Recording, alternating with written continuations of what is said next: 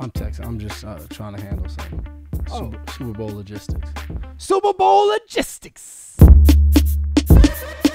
What's up, everybody? Put your phone down and focus.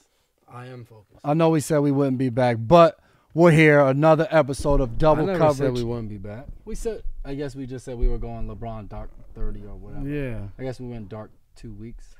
Yeah, I mean, we had some business. Strong 2 weeks, though. We had some business. Welcome to Double Coverage with the McCourty twins. Myself, Jason McCourty, the host of the show. The hostess with the mostest is what the people say. With my sidekick, Devin McCourty. Appreciate you guys coming out to listen to us. As always, you know, you can find our podcast on iTunes. All you have to do is search Double Coverage with the McCourty Mama, twins. we made it. Also, you can go on YouTube if you want to be able to see us as well as listen to us. Same thing. Search Double Coverage with the McCourty twins. And as always, keep up with us on social media, Twitter, Instagram, Facebook, at McCourty twins. I'm going to look into getting some T-shirts. Mama, we made it.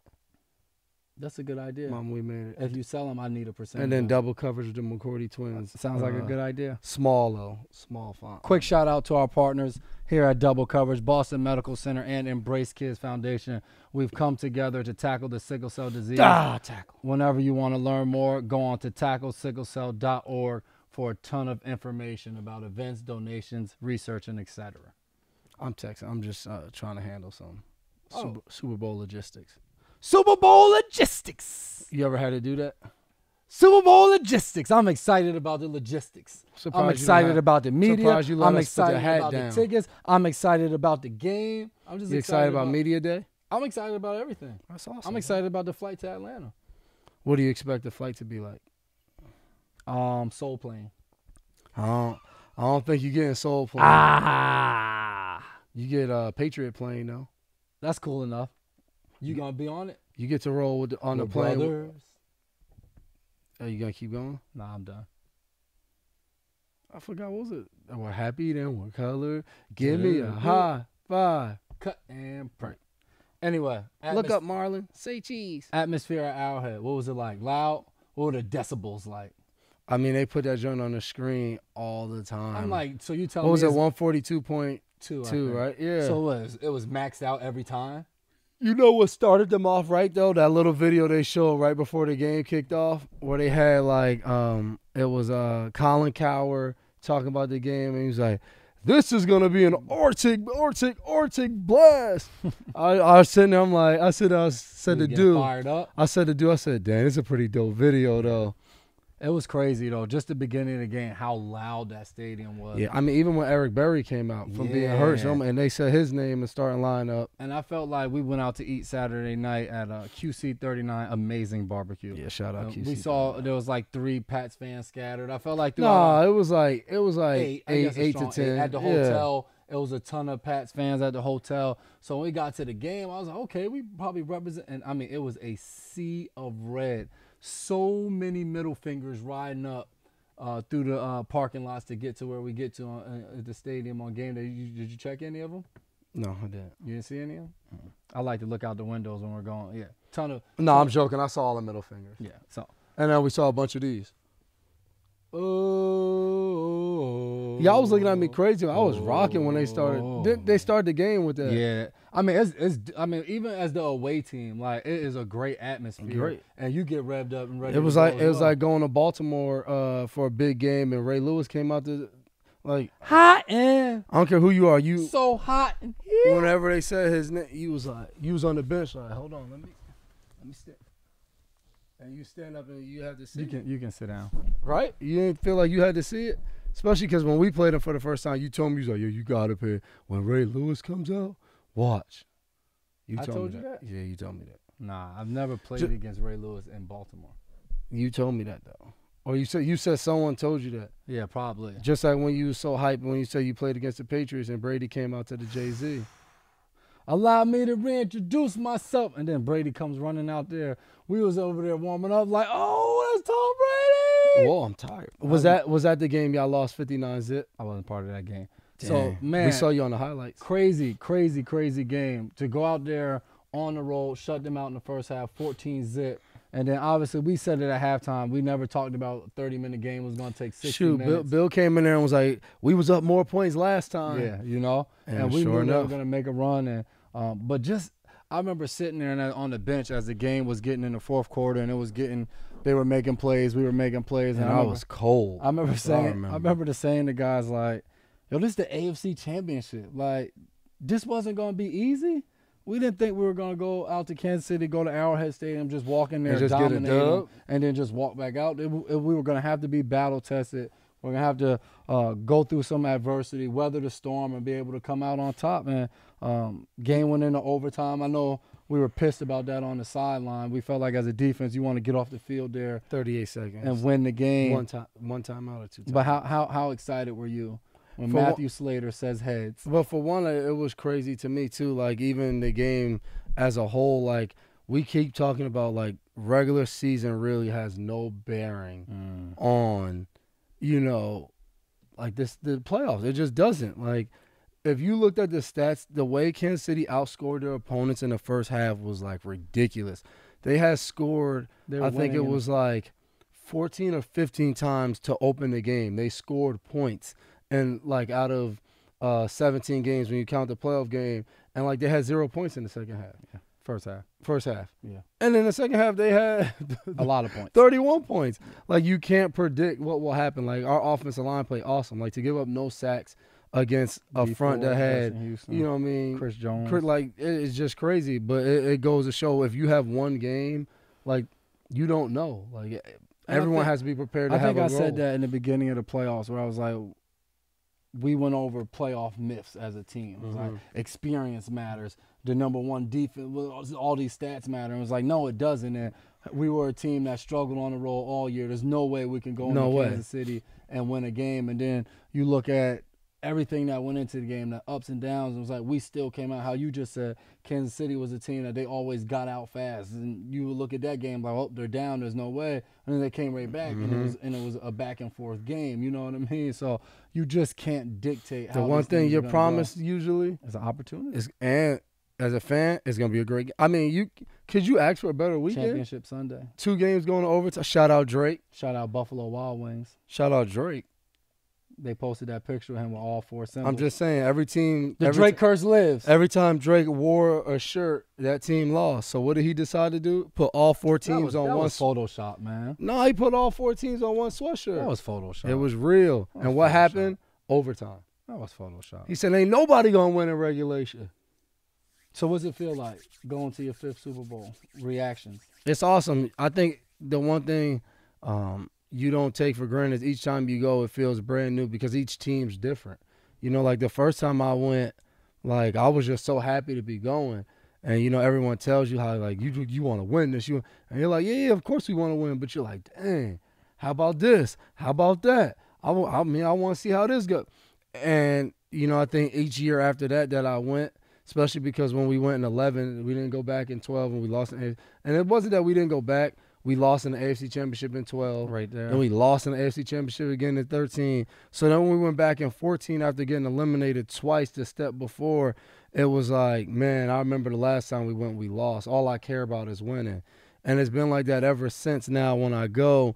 And I just think this team is so unique. It's been so great to play with this team that now we get an opportunity to, you know, be remembered, to be legendary, going playing in a Super Bowl. So yeah, and I think it's a great even opportunity. With this team, it's been special. This is a team that started out 1-2 in the season, went to Tennessee, lost the game, went to Pittsburgh, went to Miami late in the season, lost those 2 games on the road with a chance to win the division. And I just felt like there was a lot of adversity. You know, Jules was suspended for the first 4 games. Our first-round draft pick, Isaiah Wynn, gets hurt early in the season, is not able to compete. Sony hurts his knee. Different things I felt like happened throughout the course of our season where it was just like, you know, E-Roll goes on IR. And I just don't feel like there were times where we were doubting. I just felt like you were battle-tested. Adversity came, you overcame it early in the season. Adversity comes back, And it's like, what are you gonna do again? Oh, 2 losses in a row again. Oh no, we bounced back. We beat Buffalo. I think people thought that we were done. Mm-hmm. I thought losing 2 games early, people were like, yeah, that's just the Patriots. They're figuring it out. But when they figure offense was struggling without Jules. Tom, this will be the year where he won't be able to do it. And I thought once we lost to Miami and Pittsburgh, people was like, dang. We were right. But, you know how many times you got like hit up on social media, the end of a dynasty? mm-hmm. What we have known for so long is now no longer true. And now you look up and Tom's got 9 Super Bowl appearances.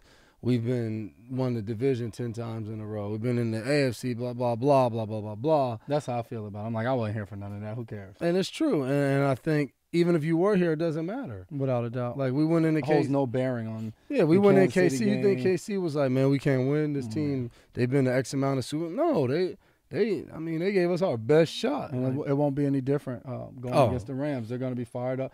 The 2 best teams are left. And we're going to L.A., the L.A. Rams, who were the L.A. Rams We're way going back. to Atlanta. But I'm just saying the L.A. Rams way back when, and they got their team back. And then if you just go to the Rams organization as a whole, they played the Patriots. What a game to lose in the Super. So like, I think that's always fun part for fans, the traditions and histories of all of that. So what does this mean as a family? You get to do it with your twin brother. It just means you have to get too many tickets. Oh, great. That's all that means. What did Bill say is the most important word this week? He said no, but I think it's also blessed and thankful. I like that. You gotta take advantage of No, blessed, thank you. No, blessed, thankful, no. Blessed, thankful, no. Yeah. That's when someone asks you for something, man, it's a blessing to be in this game, but nah, I can't do that for you. Don't that sound good? Sounds awesome. Sounds awesome, man. The one thing I've gotten, like, I'm really happy. I'm really happy for my mom, for our mom. This is something she dreamed of. Yeah, my mom. It's my mom too. She's been to 5 of them. This will be her 5th one that she goes to. But to have both her boys there playing, I think it means a lot to her. My wife, for her, she's gone through the struggle with me. And it's been crazy, obviously me and you's reaction after the game Sunday. Yeah, shout out all the footage that they got of us, man. Yeah, you know what I mean? Taking pictures in the locker room with the AFC Championship trophy. I don't even, you probably know the name of it by now. Lamar Hunt. Yeah, see, I don't know. I've never been close to it. Lamar Hunt, John. And then I go on social media, a bunch of people just like, I'm so happy for you, Jason, blah, blah, blah. And everybody saying, man, you deserve this. You worked so hard. And it's like, when you really think of it, it's like, man, do any of us really deserve this? I felt like looking back on everything that it took to get here, it was just like, man, like the Lord had a plan for me. You know what I mean? Who would have thought waking up early playing at Valley College Indians Pop Warner team that fast forward a lot of years. Yeah, I guess. Don't date yourself. Yeah. Fast forward 21 years, starting to play at 10 that we'd still be playing football and get a chance to do it on the biggest stage. So I think you said it right. Grateful and blessed, man. That's gonna be the title of Super Bowl. What number is this? 53. And I think people should realize that too. Like when you go to Super Bowl, as awesome an experience and everything it is, to me it's always important. Like you got to try to have fun with everything. Whether it's the crazy questions at media day, whether it's the ton of requests you have, like you have to enjoy all of these moments. Because, like, it's not promised. Like you said, 10 years and people say you deserve it or not, it just goes to show, there's Hall of Famers, there's people that people feel are the greatest guys that ever played a game, and they don't win championships necessarily. And I think that's why you must enjoy and really cherish the opportunity you have to play in this game. And I think I've been very fortunate to learn that throughout the years by going 5 times. That I don't have regrets. How special I don't have regrets. Too. Yeah, all of them are different. You remember each one of those teams. Honestly, whether you win or lose, you remember how special those teams were. You just know when you don't win, no one else cares. Yo, it's crazy. Like today is January 23rd. Like I'm still playing football. Like January 23rd, I typically would be approaching my whole month of already being off. Like it's insane. Like you said, it's special. And like, which one do you like better? Being off or still playing football? Ooh, I love playing football. Love it. Does it feel like it's been week 20? At times, yeah. I'm 31 years old. There's a lot of times it feels exactly like that. Even if it's week 5, sometimes it feels no question. Like but like I will never forget sitting on that bench in overtime and like picking up 3 Tell the and people, 10. tell the people how it was sitting on the bench and just a conversation with everybody. I'm gonna give you 2 things that happened on the sideline as the game was progressing. One, he was how old you say Buddy was that ran on the field? He was probably at least 55 years old. People at home mid-50s to 60s maybe didn't see this, but guy runs on the field, 55-year-old man around that age, white man, runs on the field, has a sign that says "Vote Trump." I believe, but somebody told me, I think Big Trent told me he had cleats on. Buddy had cleats on, and this was a point in the game where it was like Kansas City, it was the second half, to make some they were plays. starting to get things rolling. It's like throughout the midst of a game, you just can't get too high, can't get too low. And he hits the field, and like we were kind of like down on ourselves. They had just, I think, scored a touchdown. Instantly, me and Dev stood up like, oh, make a move, cut back, run. And then there was a cop, and he shook him up. Cop about 10 yards But the away cop from shot his gun. I mean, not literally, but that's what we say in football. try to make the tackle. He went to make the tackle. He Dropped him. And he knew his teammates was coming. But the impressive thing, but I'm like, yo, this dude, he is way too old to be down here running around the field. But when they catch you, you talk about when a coach say, I want you to gang tackle. It was a couple knees, elbows in there to make sure they got him down. So that we was dying. What is the laughing. point of that, though? You get banned from the stadium. Yeah. But the second instance, these are going to be the 2 vivid things I remember about the AFC Championship game of the parts of being on the sideline was we're driving the ball in overtime, man. Those was times, them 3rd and 10s, where you just like, yo, like, blah.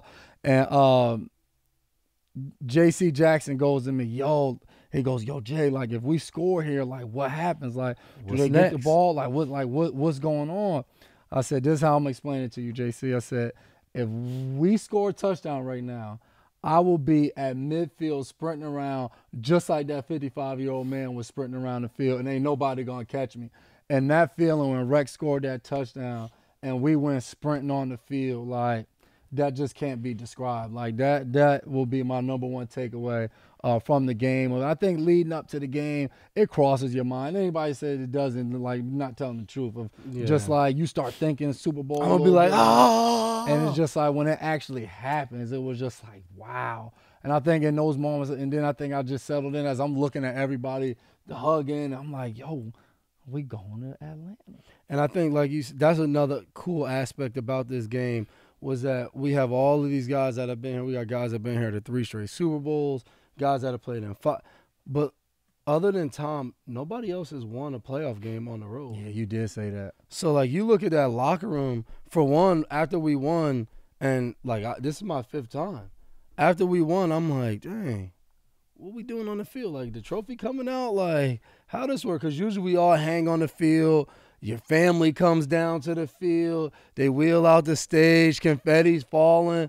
And we win. And, yeah, we're all in there jumping, hugging. But I'm like, the Chiefs fans, what we doing? Excited. And then everybody was like, we got to get in the locker room. I'm like, why? I'm hearing, dapping up all the Patriot fans out of there. Boo. As we walk in the locker room, there's beers flying on us. And we get in, and you see the stage, you see the little background that they got set up, the little podium.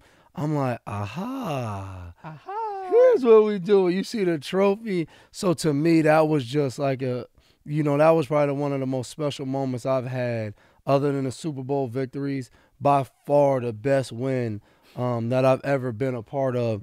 To go there and to win, especially somebody asked me after the game, how special was this, knowing the last time you played here, it didn't work out. I was like, oh, yeah, you talking about the last time I played was 44-14? Yeah, I was like, but that really has nothing to do with this. The last 2 times I had played there. He did say that. We talked about that, and he was like, well, maybe I'm the good luck charm because the last 2 times I played here, we won. Yeah. So, shout out J-Mac, man. J-Mac got to be a Patriot for like at least 5 or 6 more years if he's going to bring this luck. 5 or 6? Ah! Well, I guess we first got to see what you do in 11 days.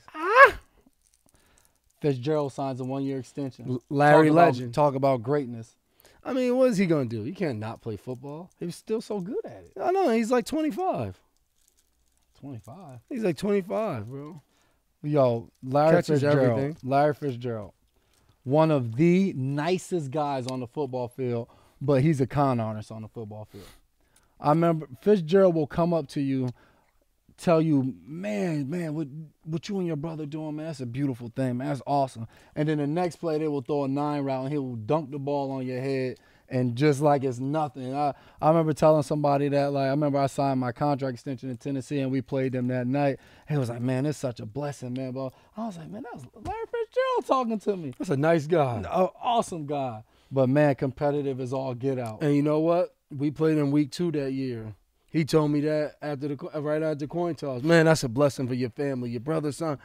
I'm like, oh, man, J-Mac was right. I love it. I like this. He's the type of guy I'd love to see, like be on the team with His him. work out there. Yeah, and see what it just looks like up close. That's what it's kind of been like for me this year, seeing Brady up close, the competitiveness, the fireness, how hard you prepare each and every day. Fitz is one of those guys, man, where just that longevity to be able to do it year in and year out. And a lot of times in Arizona when things for them, you know what I mean, weren't this type of season you want or the situations. And he's always been a guy in that locker room that you probably feel like people look up to, and he's been successful each and every year. So it's got to be cool. They throw him the ball.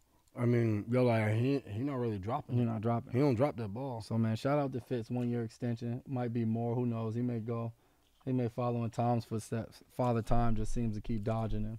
Man, he should have hit the market, though. I could have shot him a text. One Fitz is better than none. Yeah, I'm like, man, you want to be the new J-Mac? You can be my twin. You just got to go bald because I can't obviously get dreads. Yeah, you can't get dressed. Well, so, I don't know. I could see whoever Brian Urlacher saw. And Deion Sanders. Yeah. That might look good on me.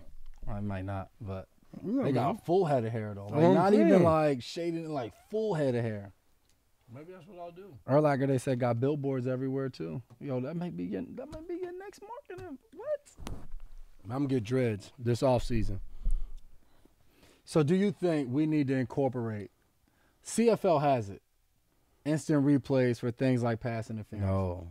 No. Absolutely not. No. Pass interference, I mean, you go in slow motion, everything's going to look like pass interference. Before you even discuss it, my issue with this being a topic right now is that we are basing this on one of the most obvious blatant pass interference calls that you've seen. Like, so I'm just like, is it because of this play? Like, this is a play that routinely, like, 10 out of 10 times gets called. Like, for whatever reason, it wasn't human error. We all make mistakes. But those aren't the type of plays where you'd be like, yeah, we need to see that one on replay. Like, you know how long the games would take?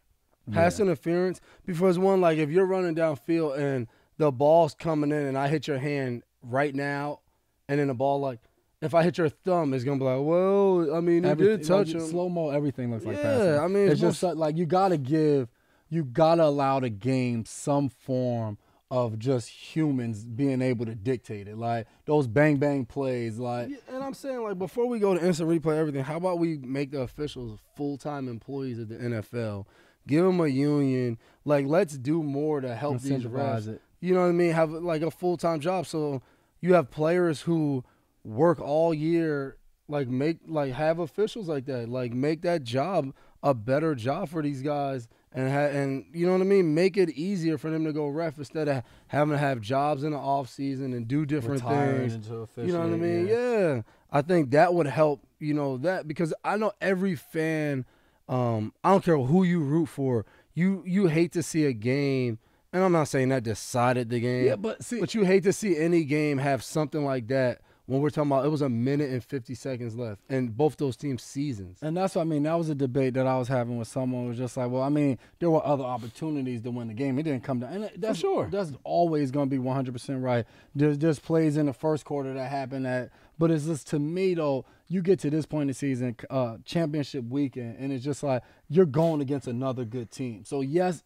we could have executed better and still won the game, but it's just like we executed this play good enough to be able to make a play off it. Exactly. So let's get it right. You know what I mean? Yeah, it didn't win or lose us the game, but this play could have helped us win this game. That play mattered. Without a doubt. I mean, you just go by all coaches saying in the playoffs, every play matters. Every play. Because these games are decided by a field goal, decided by a yard. A lot of times they come down to the last drive, last play. You know how many times you see, like, a kicker not get inside their true field goal range and they go wide left, wide right, or just short? Like, and it could be 4 yards. Yeah. You know what I mean? If on the play before you got 2 extra yards, 3 extra yards to get the ball. Like, that stuff matters. So, like you said, you just hate to see a play like that where everyone knows it's pass interference and it doesn't get called. I mean, it was just ridiculous. Yeah. It was ridiculous. It happens. It definitely happens.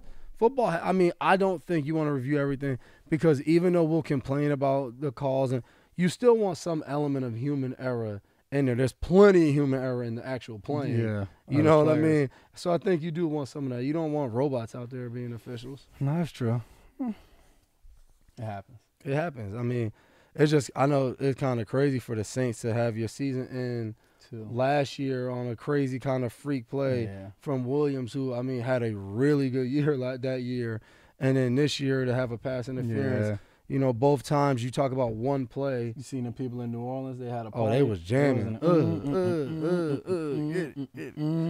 Then that field goal went through the uprights for overtime. It was then the game ended. It was like, man, that thing went from a wedding celebration to a funeral. But remember you said that, we talked about that, losing in the playoffs is that kind of high to low is like ridiculous. Once you get in, at no point do you think your season is going to end before the first Sunday in February. It's the biggest gap. Like, it crushes you. Yeah. It absolutely crushes you. I found that out this year. Just the anxieties and everything that go along with it. And it's just the truth. When you play in those games, one team is going to be awesome and one team is going to be really, really bad. Yeah.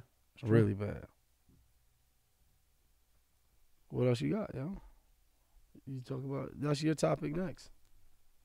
What? I didn't write that topic. You wrote that topic. No, that must be old.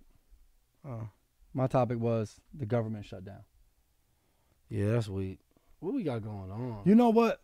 What we got going on? The crazy thing with it is that I feel like everything still moves the same pace on a daily basis. And, like, you don't even realize, and one of our best friends we went to college with is a government employee, works for the ATF, feds. And it's just like, talking to him, and he was just like, yeah, man, like, I'm not even getting paid right now. I still got to go to work. And I was just like, dang, like, and I think I took that for granted. It was just like, yeah, yo, they say the government shut down. Like, somebody said lines at the airport are longer, like, different things. Like, but it was just like, I didn't even take into account that one of my good friends, like, he go to work every day, and he's not even being paid. Like, it's insane. And I think when you look at it on a personal level, like, this is just wild. Like, we got people that do so much for our country that are just going to work every day. And it's like, well, hopefully they got enough saved up or they have good credit. And it was so ridiculous because everybody, I saw someone say, like, we shut the government down because we want a wall built for security. But with the government shut down, aren't we weakening our security? If TSA agents are getting paid and they're checking planes and other people are responsible, like, do we really want people to, like, not feel like they need to work their best? Isn't, like, counterproductive? No, seems like it to me. Right. I mean, if I mean, we're no like government officials. We're just like, we don't understand that. Yeah, we just run and catch and tackle. Yeah, I mean, if they tell you, like, hey, we need you to play this season this year, like, you've had a solid 9 years for us, but we need you to play this upcoming season and not get paid, you with it? I mean, think about it, they said that to the whole NFL. Yeah. Hey, you know, we want to test something out. We think with the NFL we should be doing X, Y, and Z. So in order to test it out, we're gonna take your salaries. You know, we'll give it all back to you in back pay at some point when we figure it out. But we just want you to go play. Yeah. Play for free. Crazy. Or think about anything you do for a living. Crazy. Hey, we want you to just go do that for free. How do you right now, this point in the season, you got a Super Bowl coming out? Like, are there any things you try to do to, like, hey, let me just get away from football for an hour and a half? Like, is there anything you do to just, like, let me get my mind off of it? Just be a dad, and kids crush me. Oof. They was crushing me today. They want to play under. How old are the kids now? My daughter, they still be doing. My wife still does the months. I say she's almost 2, but she's 20 or she's 22 months. 22 months. Whoa. Your son, 9 months, 8 months? No, is she? No. Yeah, she's 22 months. Okay. So, but to me, she's almost 2. Yeah, she'll be 2 in March. Yeah, she's almost 2. Son? He's 8 months. He'll be 9 months. Couple days. Crushing you. Crushing me. Playing under the table. She keeps hitting her head. I'm scared he gonna fall back and hit it. You know what I mean? And you know, we gearing up for the Super Bowl, and our chaplain Jack, he told us we need to make sure our wives are good. We can't just be like, man, I'm in a Super Bowl. You need to handle everything.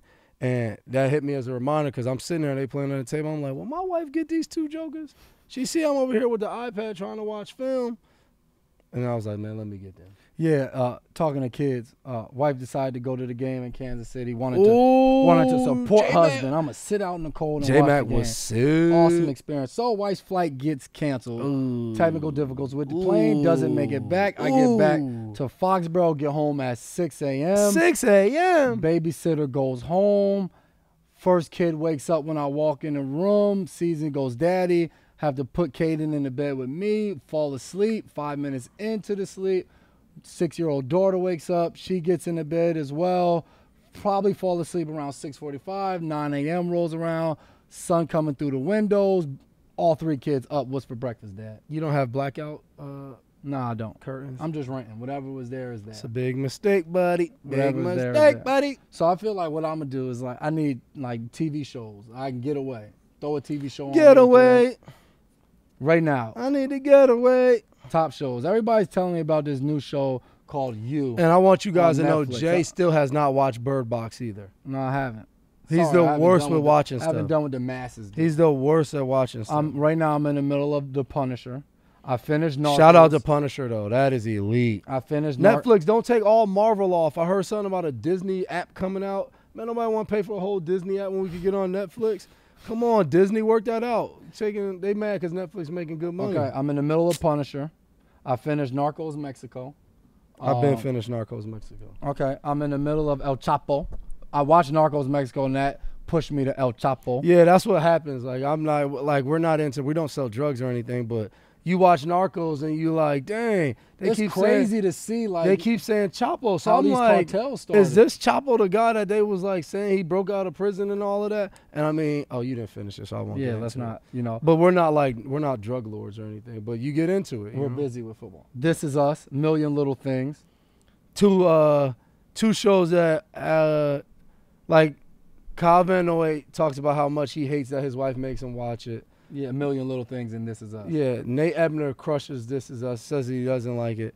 Two awesome shows, though. Awesome shows. Show I started watching that my wife, like she's like a binge watcher. She'll watch a show and then next thing you know, we'll have finished 10 seasons of a show in a matter of 2 weeks somehow.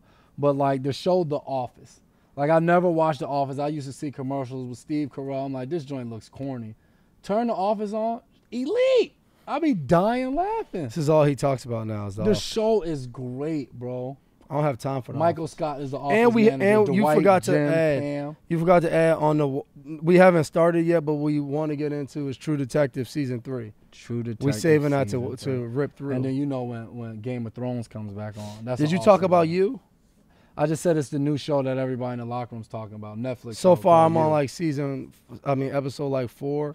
And it's okay. But you're the worst one to ask. Like It's you're the guy okay. in our locker room where everybody thinks something is cool. It's until somebody okay. finally sends you the video where everybody in the locker room's laughing. The show is okay. And You you talk about watch my it, history. Let's and just you're talk just about like, the show. oh, this is just, oh, y'all are corny. How y'all watch this? This The is show's lame. okay. You could interview people in the locker room, they'd agree with me. That's why I've been. But that's the such a breath same of fresh thing. air. That's the same thing. Like on Instagram now, all the college teams in the layup lines, one guy is dunking and everyone around him's jumping, and then in slow motion they all hit together. Like that's not cool. Like one kid's a very good athlete, he's doing a crazy dunk, and the rest of the guys just jump by him. Like they could put us in there and jump. Like, and they sent that in one of our group chats and was like, "Yo, how dope is this?" I think it was Duran.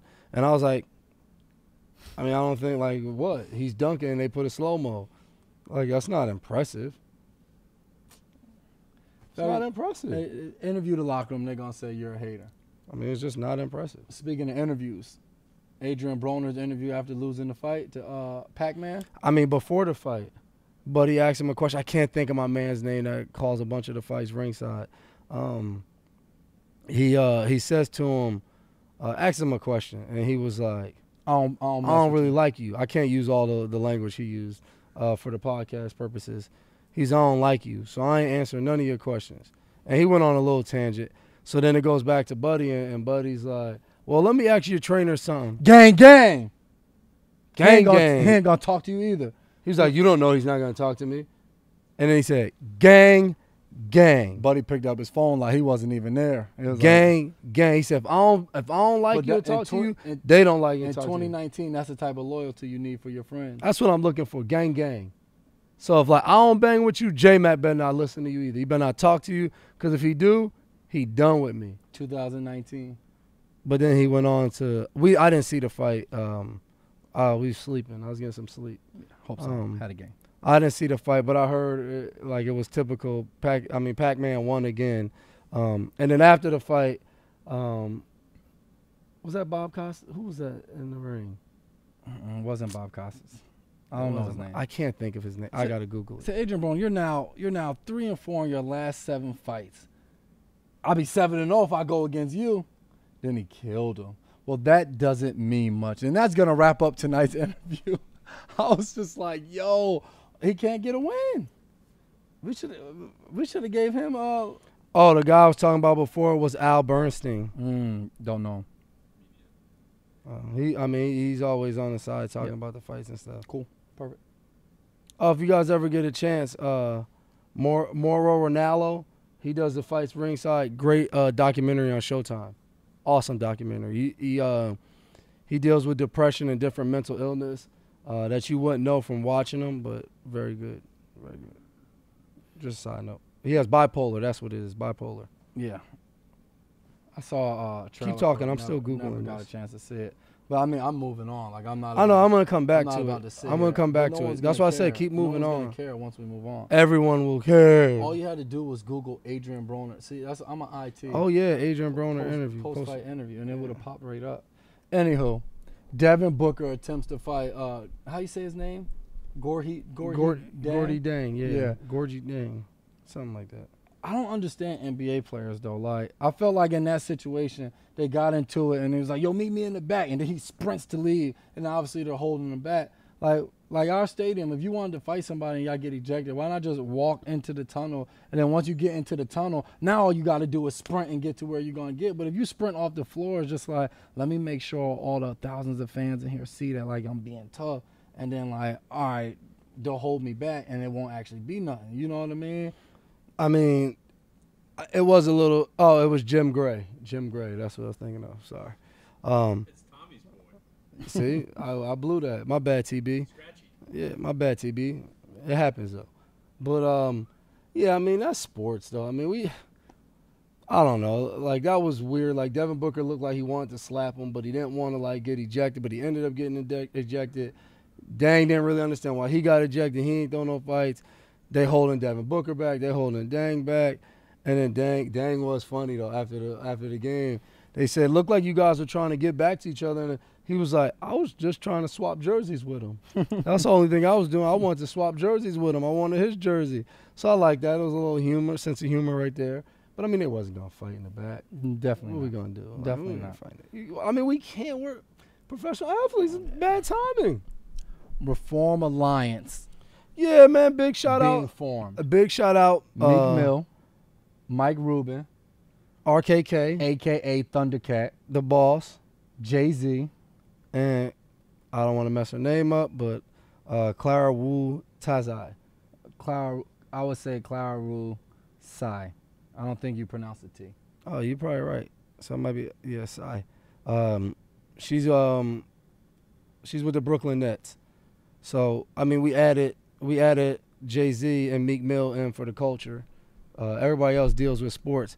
But they have set up the Reform Alliance, and it's pretty cool. Like, it's to deal with the criminal justice issues in the United States, actually, like, digging into people being in jail, the different policies, all of those different things that they decided that, hey, this is what we want to do. So I encourage people to go look this up. Van Jones, not Joseph, is going to really be the kind of voice and I guess you'd say face on it, leading the charge behind, the organization, all the different people that have decided to get involved. So, it's pretty special. I think with all the things that we've done as a team and for me as a player and being able to have a good relationship with Mr. Kraft and talk to him about those things, I still remember when he came to me and he was like, yeah, we're working on something.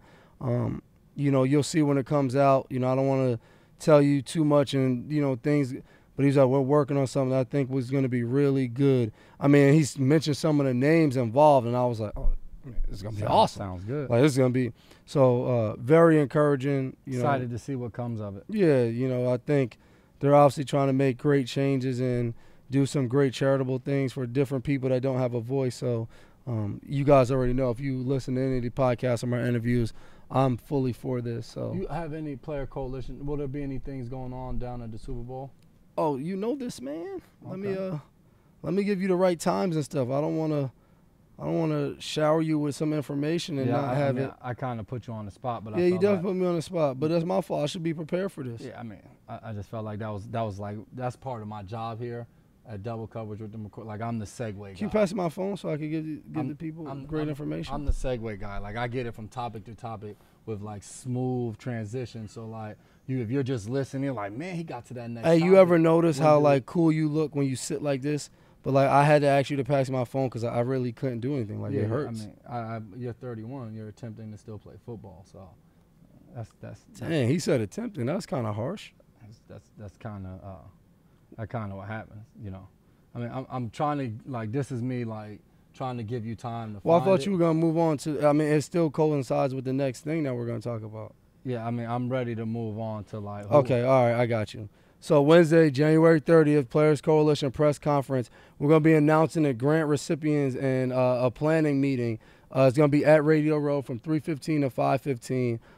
I was scheduled to go there, but we made opposite plans and decided to go to the Super Bowl. So we'll see how that works out. Going to the soup. But one cool thing, this will be for players, if any players watch. But just to show like some of the things that we do, we're gonna go court watch. So you'll go right in Atlanta to one of the court hearings, the Atlanta courthouse. You'll get to hear how they go, like what happens when you go. Because I think a lot of people don't know what happens when people go. Do they get bail? How high is their bail? So you know, they'll do that down there too. So that'll be very interesting when they do that. Is there somewhere somebody can go for information on what's going on, like website, like Twitter, Instagram? Yeah, I mean, Players Coalition on Instagram, Twitter, has all that information that if So you wanna, every social outlet will get you what you need. yeah, I mean, some of that stuff though, like I said, the court watch is for the players. Yeah. But just is there. The press conference is really media and stuff. So Who I lost, don't know who if lost people the want weekend? to go to that. Who lost the weekend? Who you got? Who lost the weekend? Because I think you chose this. I would have went with Adrien Broner. He lost the weekend.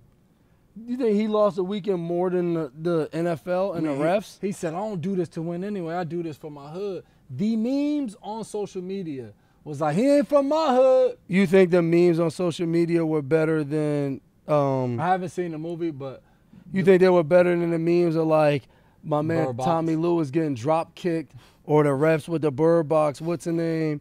You like and my bad. You could go. Yeah, no, go ahead. My whole train of thought is all off. I mean, I guess you got a good point. They blew that. They blew that. And it's a simple fix. Like, let's just fix it. Like, They blew that. you can't have my bad, Les. You can't have two great games and have like the highlight of every conversation after those two games was the pass interference. Yeah. Did you see? I can't remember who he is, but I believe he's from New Orleans. Owns a bunch of dealerships around New Orleans. He bought up billboards all throughout the Atlanta area that are dedicated to the refs that blew the Saints game.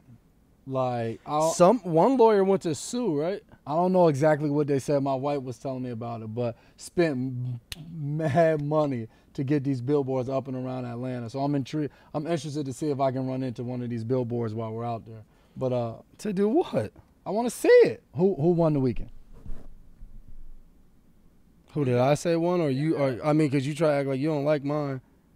J-Mac, our first ever two-time winner of winning the weekend.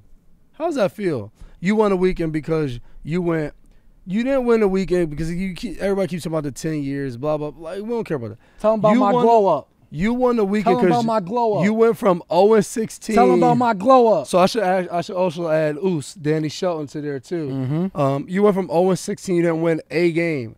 Well, actually, let's go even further back. You went 4-0 in the preseason. 4-0, undefeated. 0-16 in the regular season, and now you are 13-5, and you're gonna play in the Super Bowl. Yo, when y'all mention that when you mention that 0-16 season, this goes for anybody that's talking about history. Make sure y'all remember and mention that we was 4-0 in that preseason. We was undefeated. We was riding high before we lost the next 16 that counted. A lot of people gonna forget that. I mean, they probably we was 4-0 in the preseason. They probably should forget that. No? More Than an Athlete. Brought to you by Nationwide is on your side. Nationwide is on your side. Why we gotta make this a competition? Like, either I got it or you got it. Yeah, I got it. Either way, NFL Players Association is proud to announce the 5 finalists of the 2018 Alan Page Community Award, which I'm kind of upset about because me and you didn't make the 5 finalists. Geno Atkins of the Cincinnati Bengals, Kelvin Beachum of the New York Jets, Von Miller of the Broncos, Cam Newton of the Panthers, and Andrew Whitworth of the Los Angeles Rams. But the McCourty twins don't freaking make it. Hey, man, don't break your... I need to know who selected the finalists. Don't break your laptop, man. You're right. It's about community. It's not about individuals. Yeah, what are we doing? Angry, big angry buddy. Oh, and my bad. The Players Coalition, too, to get more information, Players Coalition, players-coalition.org. Give you way more information than I just gave you. Thanks. You're a day late and $1 short. Nobody's going to stop watching. That was earlier in the podcast. Hopefully somebody marks down what time you said that. They can maybe edit it and put it back where I originally asked you. Anyway, show wrap-up. Reminder, you can find the audio version on iTunes as well as the video version on YouTube. All you have to do is just search Double Coverage with the McCourty twins. And when you do so, make sure you click the button that says subscribe. Subscribe. I would say see you guys in Atlanta, but I don't know. Like, we don't. This is in my basement, guys. So, yeah, we'll see Kevin in Atlanta, but I don't know if you'll see us. Maybe we'll go Instagram Live and give you like a 15-minute podcast on Instagram Live. Probably not, but let's just pack up the microphones and the couches. We don't have that kind of budget. Just grab the wallpaper. We'll hang it up in the room. We don't have that kind of budget, bro. We don't.